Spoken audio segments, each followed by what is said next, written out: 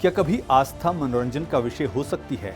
क्या कभी ऐसा हो सकता है कि जिन भगवान की हम पूजा करते हैं, क्या वो कभी मनोरंजन का विषय बन सकते हैं? क्या हम उनमें मनोरंजन ढूंढ सकते हैं? नहीं। संत जन कहते हैं कि भगवान आस्था का विषय हैं, मनोरंजन का विषय नहीं हैं। भगवान में हम परम भक्ति देखते हैं। भगवान का जब हम पूजन करते हैं तो हम परम शांति की आशा करते हैं। हम ये आशा करते हैं कि भगवान हम पर कृपा दृष्टि डालें और हम उस परम सुख की प्राप्ति करें। जब भी हम भगवान श्री राम हों, श्री कृष्ण हों, इनके चरित्रों का चित्रण करते हैं, नाट्य रूपांतरण करते हैं, इनकी लीलाओं का वर्णन करते हैं, तो हमें इस बात का खास तौर पर ख्याल रखना चाहिए। क्या ख्याल रखना चाहिए? संत जन कहते हैं कभी भी अगर भगवान की लीलाओं का वर्णन हम करते हैं, उनके बारे में बताते हैं, तो हमें शास्त्र सम्मत ही बात करनी चाहिए। जैसा शास्त्रों में लिखा गया है, जैसा शास्त्रों में कहा गया है, हमें बिल्कुल वैसी ही बात करनी चाहिए, वैसा ही उसकी व्याख्या करनी चाहिए, वैसा ही बताना चाहिए, क्योंकि हम परम पिता परमात्मा की बात कर रहे हैं। हम मनोरंजन की बात नहीं कर रहे हैं। मनोरंजन के लिए दुनिया में बहुत सी चीजें भरी पड़ी हैं, बहुत से साधन हैं मनोरंजन के लिए, लेकिन जब परम पिता परमात्मा की बात आती है, भगवान की बात आती है, तो यहाँ मनोरंजन की बात नहीं होती है। यहाँ उस परम सुख को प्राप्त करने की बात होती है जो कि हमें इस दुनिया से, इस पृथ्वी लोक से उस परम धाम में पहुंचाता है। और ये तब मिलता है जब हम भगवान के उन अनुकरणों पर चलते हैं जो भगवान ने कहा है, जो भगवान ने जिया है।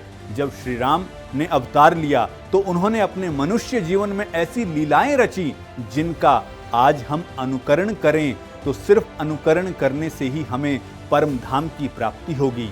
हम एक जीवन जीने की पद्धति जो है वो सीखते हैं उनके चरित्र से, तो फिर हम ऐसा कैसे सोच सकते हैं कि हम इस तरह से उनका नाट्य रूपांतरण करें, उनको दर्शाएं, जो कि बिल्कुल भी शास्त्र सम्मत नहीं है। संत जन ये भी कहते हैं कि अगर इस तरह से कोई करेगा तो वो पूरी तरह से नरक का भागीदार होगा। क्यों? क्योंकि हमने भगवान श्री राम, हमने उस परम पिता परमात्मा के चरित्र को गलत दर्शाने का काम किया है। इसलिए जरूरी है कि जब भी ऐसा कोई विषय आए, जब भी कोई ऐसा वक्त आए जब हमें भगवान के चरित्र का चित्रण करना हो, तो हमें शास्त्र सम्मत ही बात करनी चाहिए। शास्त्रों में जैसा लिखा गया है वैसी ही बात करनी चाहिए। इसका एक और अर्थ भी है, क्योंकि जब भी हम भगवान की बात करते हैं, हम भगवान के बारे में सुनते हैं, हम भागवत कथा सुनते हैं, तो हम किस लिए सुनते हैं? हम उसे मनोरंजन के लिए नहीं सुनते हैं। हम सुनते हैं ताकि हमें उस परम सुख की प्राप्ति हो, परम धाम में पहुंच जाएं, सिर्फ और सिर्फ अनुसरण से, सिर्फ और सिर्फ उसके सुनने भर से। क्योंकि बहुत सारे ऐसे उदाहरण हैं कि बहुत सारे ऐसे भगवत जन हुए हैं जिन्होंने सिर्फ और सिर्फ परमात्मा की लीला को सुना और सुनने भर से ही उन्होंने परम धाम की प्राप्ति कर ली।